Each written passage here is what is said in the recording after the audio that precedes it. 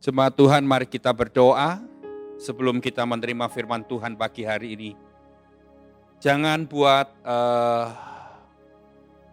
rutinitas saja kita berdoa, kita mendengar firman dalam ibadah-ibadah kita online bulan-bulan ini. Tapi ikuti setiap liturgi, setiap acara dalam ibadah ini dengan sungguh-sungguh. Jangan sebagai rutinitas saja, saudara. Jangan, ya, ikuti benar-benar. Dan kalau kita lagi berdoa, sungguh-sungguh menghadap kepada Tuhan dan buka hatimu sungguh-sungguh. Kalau kita dengar firman, siapapun yang menyampaikan, hargai firman Tuhan baik-baik. Hargai sungguh-sungguh. Karena siapapun yang menyampaikan firman di tempat ini, firman apapun yang disampaikan, pesan apapun, itu sungguh-sungguh sangat berguna. Saya alami dari minggu ke minggu ketika yang menyampaikan firman Tuhan itu hamba Tuhan lain. Saya mendapatkan berkat-berkat rohani. Karena apa? Karena saya selalu membuka hati, saya selalu menanti-nantikan pesan itu. Dan saya selalu menghargai firman Tuhan dan menghargai hamba Tuhan yang menyampaikan. Mari kita bawa hati kita kepada Tuhan. Terima kasih Tuhan untuk pagi yang baru dan pagi yang indah ini. Terima kasih untuk tubuh yang sehat. Terima kasih untuk segala kebaikan-Mu untuk kami. Sehingga kami bisa menghadap Tuhan kembali pagi ini.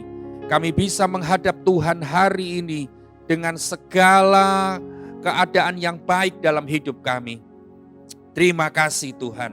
Kami sekarang berdoa supaya semua jemaat-Mu yang mendengar firman Tuhan pagi ini, yang mengikuti ibadah online hari ini, mereka dengan penuh antusias, mereka dengan penuh kesungguhan hati, bukan dengan rutinitas, dan mereka mendengar dengan melakukan apa saja di rumah mereka. Tapi mereka meninggalkan semua aktivitas, ibu-ibu rumah tangga meninggalkan semua aktivitas, pekerjaan rumah tangga, bapak-bapak, semua anak-anak muda semua meninggalkan segala kepentingan pribadi kami semua, dan kami mau sediakan waktu dan sediakan hati yang terutama dan terbaik untuk Tuhan. Berbicaralah Tuhan melalui hamba-Mu ini. Hamba-Mu yang sederhana dan biasa ini Tuhan urapi, dan semua jemaat yang mendengar juga diurapi oleh Tuhan. Di dalam nama Yesus, haleluya, kami sambut firman-Mu. Amin. Shalom Bapak Ibu semuanya, jemaat Tuhan yang saya kasihi. Tentunya keadaan kita baik-baik semuanya. Ya, kita tetap sehat-sehat, dipelihara oleh Tuhan. Dengernya ada satu virus lagi yang baru, dan itu menyerang tubuh kita tanpa gejala. Tiba-tiba oksigen dalam darah itu turun sampai titik terendah dan orang itu langsung meninggal. Ya, hari-hari ini baru kita mungkin saya mendengar dari WA dan mungkin Bapak Ibu Saudara juga mendengar. Tapi tetap tenang. Jangan bisa digoyahkan jangan sampai kita dibuat panik gara-gara ada berita-berita yang menyeramkan itu. Mari kita datang kepada Tuhan, kita memberikan tempat bagi firman Tuhan. Hari ini Bapak Ibu Saudara adalah hari yang terakhir di bulan Agustus. Minggu yang terakhir maksud saya. Ya, sepanjang minggu dan ini 4 minggu yang sudah berlalu dalam bulan Agustus, kita belajar bagaimana terjadi transformasi di dalam bisnis kita, dalam pekerjaan kita, ya, dalam bekerja dan semuanya. Ya, saya percaya tentunya firman-firman yang sudah kita terima dalam 4 minggu yang lalu, selama 4 kali minggu, itu sudah sangat merubah semua yang tidak benar. Dan minggu yang terakhir ini kita mau belajar satu kebenaran firman Tuhan lagi, untuk merangkum semua yang sudah kita dengar selama 4 kali. Dan minggu yang terakhir ini kita belajar bagaimana kita menjadi orang yang berkenan di hati Tuhan. Otomatis gini loh, kalau kita menjadi orang yang berkenan di hati Tuhan, pekerjaanmu pasti dibuat berhasil. Bisnismu pasti dibuat berhasil. Pekerjaanmu pasti dibuat oleh Tuhan berhasil. Ya, asal kita jadi orang yang berkenan dulu. Kita baca di dalam kitab Kisah 13 ayat yang ke-22. Kisah 13 ayat yang ke-22. Ada satu ayat ini memberikan tahu kepada kita bahwa sebetulnya ada seorang dalam Alkitab ini, ada seorang yaitu Daud. Itu benar-benar diakui oleh Tuhan. Tuhan sangat berkenan dengan Daud ini. Kisah 13 ayat 22 berkata begini. Setelah Saul disingkirkan, ya, Allah mengangkat Daud menjadi raja mereka. Tentang Daud, Allah telah menyatakan, aku telah mendapat Daud bin Isai, seorang yang berkenan di hatiku dan yang melakukan segala kehendakku. Saudara, ayat ini luar biasa. Tuhan sendiri yang tulis bahwa aku telah berkenan, hatiku telah berkenan kepada Daud bin Isai yang melakukan segala kehendakku. Saudara, kalau kita lihat kehidupan Daud sekilas, dia berbeda dengan kehidupan beberapa tokoh yang lain. Saudara, beberapa tokoh yang lain misalkan Daniel. Saudara, mungkin Daniel memang bukan manusia yang sempurna, tapi di dalam Alkitab Daniel ditulis, wah dia seolah-olah luar biasa. Ya, luar biasanya, wah dibela Tuhan luar biasa. Ya, dilindungi Tuhan sungguh-sungguh. Dia jadi orang yang yang sungguh-sungguh diperhatikan oleh Tuhan. Orang yang sungguh-sungguh diprioritaskan sama Tuhan. Kalau kita dengar kisah tentang Yusuf, kita juga tahu bahwa Yusuf itu adalah seorang yang dicintai oleh Allah, dicintai oleh Tuhan, ya.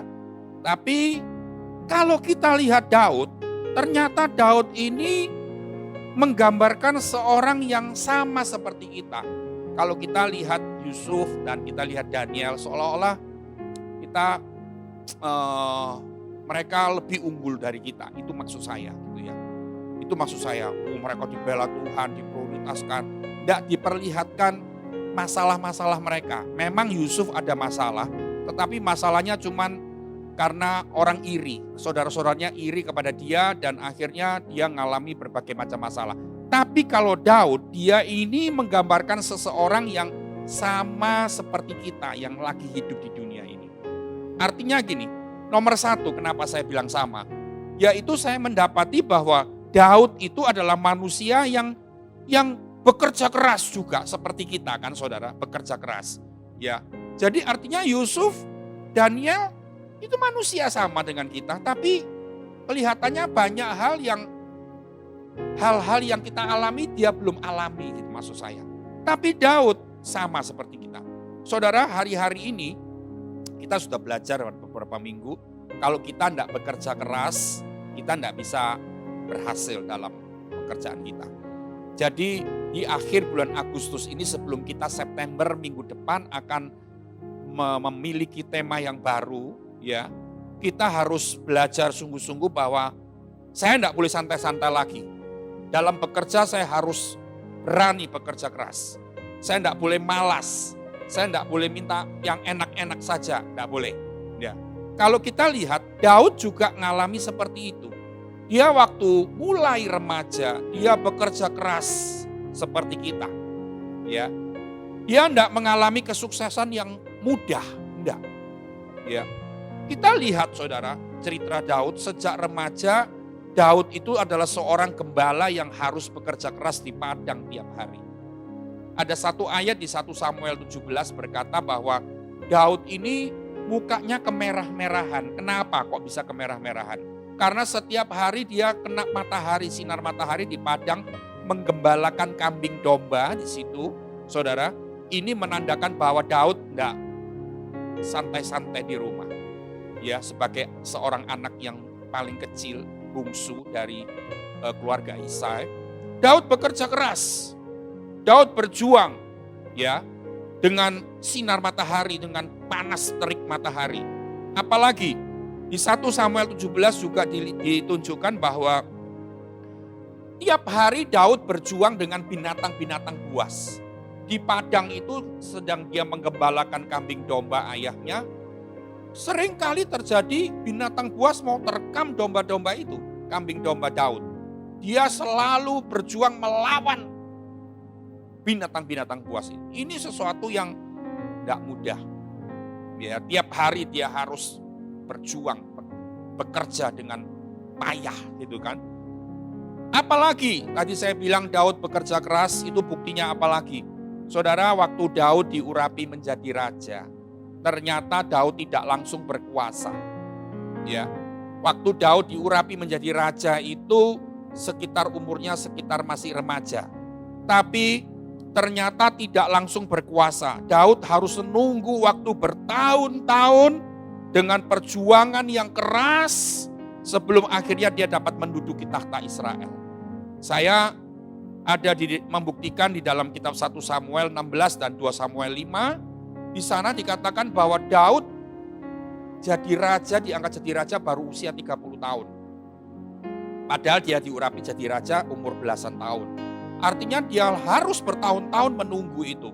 Berjuang untuk menduduki tahta Israel. Ini sesuatu yang kita tahu bahwa Daud tidak enak-enakan. Yang kedua, saudara, tadi saya bilang Daud seperti kita seorang manusia biasa yang sama dengan kita yang hari-hari ini lagi harus berjuang keras di dunia ini, di bumi ini. Yang kedua, Daud adalah manusia yang juga alami masalah dan penderitaan seperti kita. Ya saudara. Masalah apa Daud? Mungkin saudara bilang, Daud masalah apa? Nomor 1, Daud mengalami masalah dalam pekerjaannya. Saudara, Daud mengalami masalah dalam karirnya, dalam pemerintahan Saul. Ya, karena apa? Karena Saul iri dengan Daud. Karena dia tahu bahwa Saul akan disingkirkan oleh Allah dan Daud diangkat oleh Allah menjadi raja menggantikan Saul. Saul iri, saudara. Dan menghadapi seseorang yang iri hati kepada Daud, Daud ini bukan sesuatu yang mudah. Ancaman-ancaman Saul begitu gencar, saudara. Dia harus menghadapi semua itu, ancaman-ancaman dan bahaya-bahaya itu, saudara. Apalagi masalah apalagi dalam kehidupan Daud. Wow, saudara, ternyata Daud bukan cuma mengalami masalah dalam karir dan pekerjaan, tapi Daud mengalami masalah dalam keluarga juga. Apa itu? Saudara, kalau kita lihat di kitab 2 Samuel, keluarga Daud ini, anak-anak Daud satu dengan yang lain ini bertikai. Nah ini saudara, semua orang tua pasti akan menderita melihat anak demi anak satu dengan anak yang lain tidak bisa rukun. Sedang bertikai. Nah saudara, itu yang dihadapi oleh Daud juga. Dan salah satu anaknya adalah Absalom. Anak ini adalah seorang pemberontak. Sungguh-sungguh benar, pemberontak. Saudara, akhirnya sampai akhir hidup Absalom, anak dari Daud itu, akhir hidupnya tragis. Ya, dia mati karena pemberontakannya, saudara. Dan ini masalah besar bagi Daud. Nah, saudara, apalagi yang dilakukan Daud, yang Daud alami sebagai seorang manusia. Tadi saya berkata sama seperti kita yang lagi berjuang di bumi ini. Saudara, Daud adalah manusia yang kadang suka jatuh juga dalam dosa. Seperti kita kan saudara, ya kan? Kita tidak bisa terus ada di awan-awan terus, tidak bisa. Kadang kita sudah mempertahankan hidup yang kudus, ternyata kita juga masih bisa kepleset jatuh juga. Itu kan saudara. Ya jatuh itu ternyata dalam beberapa hal gitu ya saudara. Kita mau taat, akhirnya kita tidak taat lagi, jatuh lagi. Seringkali seperti itu. Sama seperti Daud. Daud jatuh dalam dosa perzinahan, kita sudah tahu itu. Ya. Yang kedua, Daud pernah jatuh dalam dosa kesombongan. Karena dia merasa masih muda, sudah dipakai oleh Tuhan, sudah dipercaya oleh Tuhan untuk menggantikan seorang raja yang sudah tua, raja yang sudah senior, Saul. Wah, dia merasa gitu kan, sebagai seorang manusia kan kadang-kadang muncul itu, kedagingannya muncul, hawa nafsunya muncul, dia mulai sombong, mulai dia merasa, aku dicintai, kamu yang sudah tua, kamu disingkirkan sama Allah. Kan begitu saudara. Ini Daud ngalami semua. Sama seperti kita. Yang pertama Daud harus bekerja keras, kita juga harus bekerja keras. Dan firman Tuhan berkata kalau kamu tidak mau bekerja, tidak usah makan. Tapi saudara saya ingatkan lagi, jangan beralasan saudara akhirnya mendewakan pekerjaan saudara, dan akhirnya saudara cuma pakai ayat itu berkata, kan Tuhan bilang kita harus bekerja, kalau tidak bekerja tidak boleh makan. Tapi saudara dengar, saudara harus bekerja sesuai dengan porsi yang cukup, porsi yang sudah ditentukan. Tidak boleh sampai mabuk. Di minggu kedua bulan Agustus ini saya berkata, tidak boleh mabuk dengan apapun. Tidak boleh mabuk dengan pekerjaanmu. Tidak boleh mabuk dengan hartamu. Kalau engkau dikasih kepercayaan banyak, kekayaan, banyak harta, keberhasilan dalam bisnismu, dalam pekerjaanmu, tidak boleh mabuk. Tidak boleh mabuk dengan apa-apa. Kalau kamu punya anak yang mencintai kamu, tidak boleh mabuk dengan anakmu. Orang yang mabuk itu tandanya apa? Saya sudah bilang beberapa minggu yang lalu. Dia akan menjadi orang yang lupa diri. Lupa diri. Dan dia orang mabuk tidak tahu keadaannya bagaimana. Dia tidak menyadari keadaannya. Dia saudara sudah lupa sama Tuhan, sudah jauh sama Tuhan, sudah mendewakan yang lain, bukan Tuhan yang didewakan, sudah tapi dia tidak ingat. Dia lupa diri. Nah, hati-hati ya saudara, jangan sampai seperti itu. Nah, saya tadi katakan Daud ngalami masalah-masalah yang sama. Daud ngalami harus bekerja keras. Daud juga ngalami masalah penderitaan dalam keluarga, dalam pekerjaan, karirnya. Daud ngalami juga jatuh dosa dan sebagainya. Tetapi pertanyaannya, kenapa Daud itu sangat berkenan di hati Tuhan? Ini dia. Ya, ini yang kita pelajari fokus firman Tuhan hari ini. Kenapa Daud seperti kita? Dan mungkin saudara bilang gini, kalau aku nih hidup di dunia ini masih bergumul dengan dosa, masih bergumul dengan masalah penderitaan, masih harus bekerja keras, mana bisa jadi orang yang berkenan? Bisa, ternyata Daud ngalami. Ternyata Daud ngalami, bisa dalam kondisi seperti itu sama dengan kita, Daud bisa berkenan di hati Tuhan. Jangan ngomong, kalau kamu mau berkenan di hati Tuhan mesti meninggalkan bisnismu. Enggak. Orang yang berbisnis juga bisa berkenan di hati Tuhan.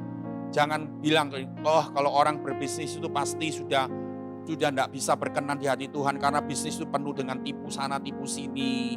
Bisnis itu penuh dengan kebohongan. Bisnis itu penuh dengan kelicikan. Mungkin saudara bilang begitu. Itu bisnisnya dengan nilai-nilai duniawi. Tapi kalau kita berbisnis, kita bekerja dengan nilai-nilai kerajaan Allah itu beda. Tidak ada tipu sana tipu sini. Tidak ada licik-lician. Ya saudara, tidak ada kebohongan-kebohongan. Saudara, semua dilakukan dengan benar, semua dilakukan dengan bersih, ya sesuai dengan norma-norma firman Tuhan, semua dilakukan dengan nilai-nilai luhur kerajaan Allah, maka bisnismu dan engkau yang berbisnis, engkau bisa berkenan di hati Tuhan. Saya tahu itu. Nah, saudara, kita pelajari dari kehidupan Daud yang pertama. Kita pelajari. Daud ini sungguh membangun hubungan yang intim dengan Tuhan sejak dia muda. Mazmur 71 ayat yang ke-5. Coba kita baca. Mazmur 71 ayat yang ke-5. Ya. Yang pertama, kenapa Daud bisa jadi berkenan di hati Tuhan? Karena Daud ini sangat membangun hubungan yang intim dengan Tuhan sejak dia muda. Kalau anak muda zaman sekarang bilang, aku anak muda mana bisa berintim dengan Tuhan. Kalau nanti sudah tua mungkin bisa intim dengan Tuhan. Itu anak muda yang hidupnya dikuasai oleh duniawi seperti itu. Jangan sampai ada anak muda yang hidupnya dikuasai oleh duniawi. Yang mau hidupnya berhasil, yang mau jadi orang berkenan. Saya tadi kan bilang, kalau kita jadi orang berkenan di hati Tuhan, termasuk bisnismu pun akan diangkat terus oleh Tuhan.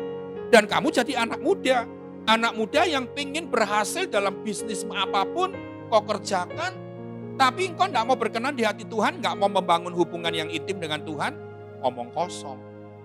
Nah, saudara, Mazmur 71 ayat 5 berkata begini, sebab engkaulah harapanku ya Tuhan, kepercayaanku sejak masa muda ya Allah. Saudara tahu, dia ngomong sejak masa muda engkau yang tak percaya ya Allah. Omongannya Daud ini sangat menggambarkan seseorang yang intim dengan Bapa, dengan Tuhan. Ya. Omongannya itu dari kata-katanya itu kita bisa ngerti rohnya Daud itu sungguh-sungguh rohnya roh yang intim dengan Tuhan. Dia berkata, sebab Engkaulah harapanku ya Tuhan, kepercayaanku sejak masa muda ya Allah. Menunjukkan bahwa sejak muda Daud itu sungguh sangat concern dalam membangun hubungan yang intim dengan Tuhan. Ya saudara. Bukan cuman asal ke gereja, asal pelayanan. Enggak. Kita tidak perlu seperti itu. Tuhan tidak perlu seperti itu. Tapi Tuhan perlu orang yang intim dengan dia.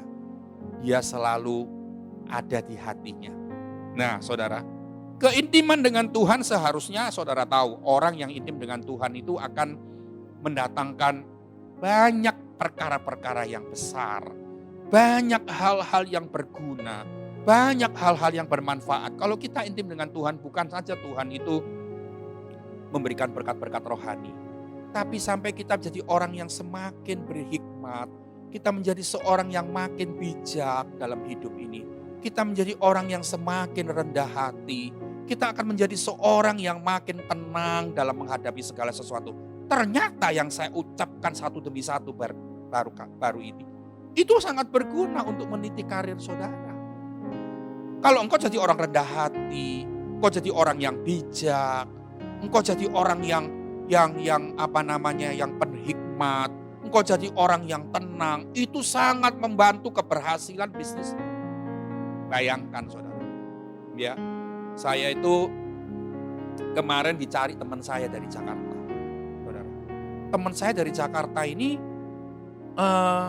sudah 1 tahun lebih yang lalu sudah pernah ketemu saya 1 tahun lebih yang lalu, lama nggak pernah kontak, nggak pernah WA, nggak pernah chatting. Tiba-tiba kemarin bilang, kok aku mau telepon ya kok, aku mau curhat, dia bilang begitu.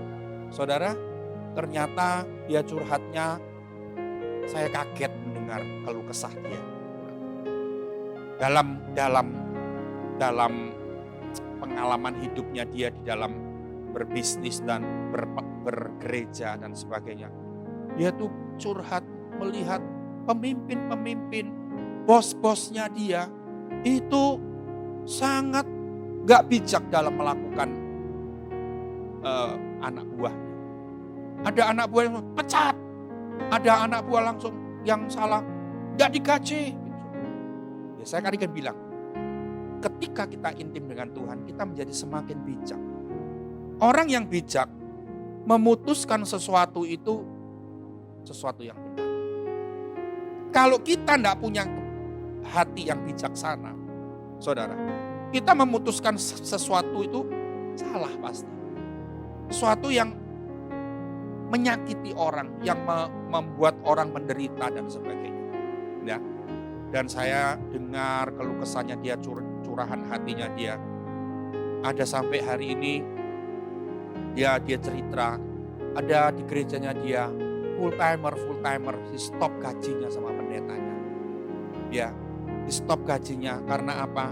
Karena gereja itu sedang merenovasi tempat ibadahnya, saudara.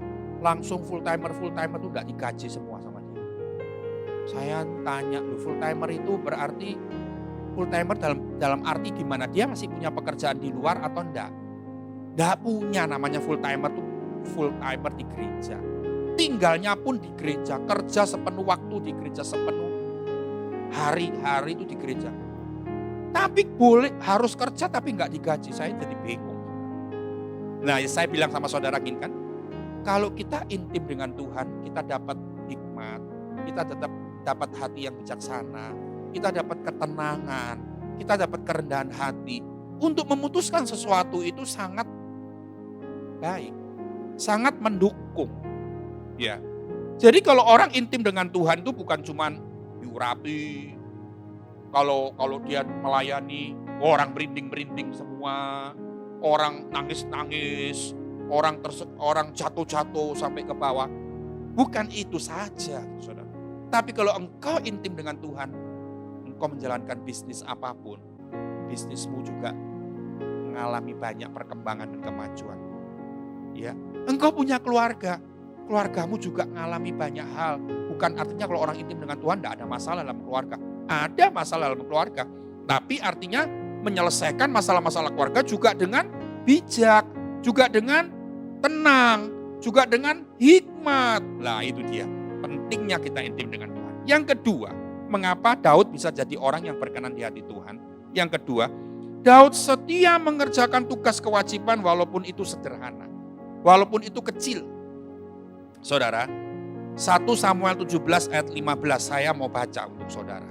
1 Samuel 17 ayat yang ke-15. Ya. 1 Samuel 17 ayat yang ke-15. Ayat itu berkata begini.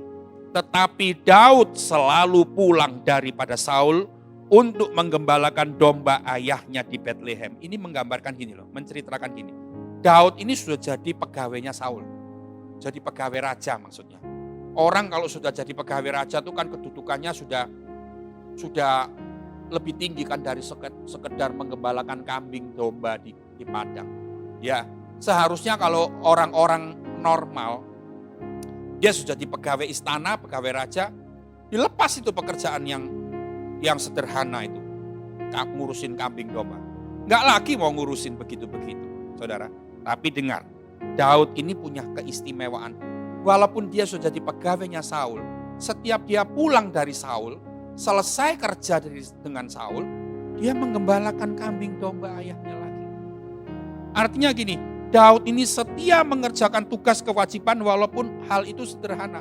Saudara, banyak orang Kristen ketika dia sudah makin kaya, ketika dia sudah makin punya kedudukan, ketika dia sudah makin dipercayakan perkara-perkara yang hebat oleh Tuhan, tidak lagi mau melayani yang kelas kerucuan, ya kan? Padahal ketika kita ngerti pelayanan itu tidak ada kelas kerucuan, kelas kakap, kelas apa, tidak ada.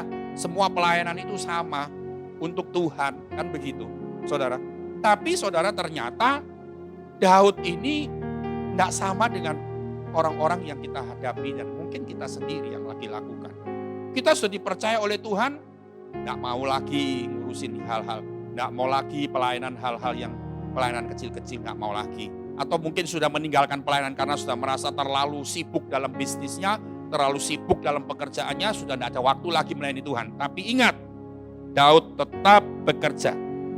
Tapi Daud tetap mau menggembalakan kambing domba. Firman Tuhan dalam Matius 25 ayat 23 berkata begini. Orang yang setia dalam perkara yang kecil akan dipercayakan perkara-perkara yang besar. Saudara, ini yang Daud lakukan dan ini yang menyukakan hati Tuhan.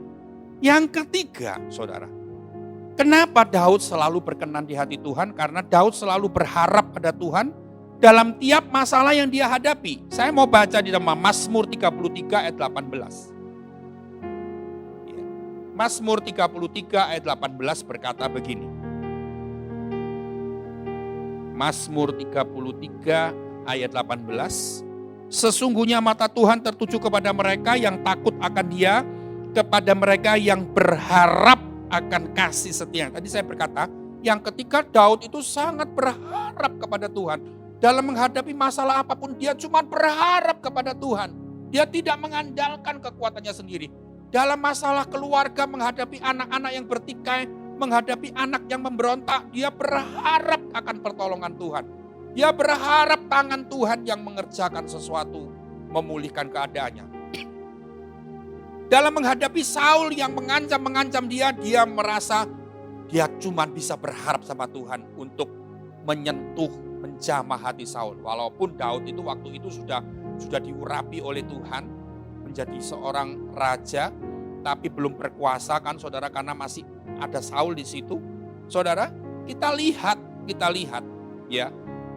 Sebetulnya Daud mau membunuh Saul itu bisa. Daud mengumpulkan orang-orang yang mendukung dia untuk mencelakai Saul bisa. Tapi dia tidak lakukan seperti itu. Dia cuma berharap sama Tuhan. Saudara, ini kekuatan orang yang berharap sama Tuhan. Jangan berharap sama manusia. Ya, saya pernah ngalamin 1 tahun yang lalu. Ya, ini Agustus sudah 1 tahun persis. Saya ngalami titik terendah, titik nol dalam hidup saya ngalami masalah dalam hidup saya sungguh membuktikan, melihat dan mengalami sendiri. Tidak ada manusia yang saya bisa harapkan. Kecuali Tuhan yang saya bisa harapkan. Ini bukan cuma ngomong teori secara, ngomong di mulut secara teori. Tapi saya sudah alami benar-benar saudara. Ya, dan Daud ngalami seperti itu. Dalam kondisi apapun dia selalu berharap sama Tuhan. Dalam keadaan dia jatuh dalam dosa, dia berharap pengampunan dari Tuhan. Ingat ya saudara. Yang terakhir saudara, yang terakhir. Daud ini selalu bertobat saat telah berbuat dosa dan tidak mengeraskan hati. Penting untuk kita catat. Kita jangan sampai kita memiliki hati yang keras. Sudah berdosa, tidak mau jujur sama Tuhan, masih berkelit, masih nyalahkan orang, masih muter-muter, masih membela diri dan sebagainya. Ya, ini kebanyakan kecenderungan kita seperti itu. Tetapi Daud ketika dia sudah jatuh dalam dosa, setiap kali dia berdosa, dia selalu mengakui dengan jujur. Dan dia tidak mengeraskan hati. Mau dihukum pun dia sanggup, maksudnya bukan sanggup, maksudnya dia siap untuk apapun yang dia harus, konsekuen apapun yang dia harus alami. Itu Daud. Ya. Daud tidak suka membela diri dan membenarkan diri. Saudara, mari kita belajar seperti Daud, sehingga kehidupan kita menjadi kehidupan yang sungguh berkenan di hati Tuhan. Dan saya sekali lagi berkata, kalau kita jadi orang yang berkenan di hati Tuhan, ada penyertaan Tuhan sungguh-sungguh. Ya saudara, dan apalagi Tuhan membuat kita selalu berhasil. Saudara, ada satu ayat yang terakhir yang saya mau baca, ya, dari 1 Samuel 18 ayat 14. Dikatakan begini, 1 Samuel 18 ayat 14. Daud berhasil di segala perjalanannya, sebab Tuhan menyertai dia.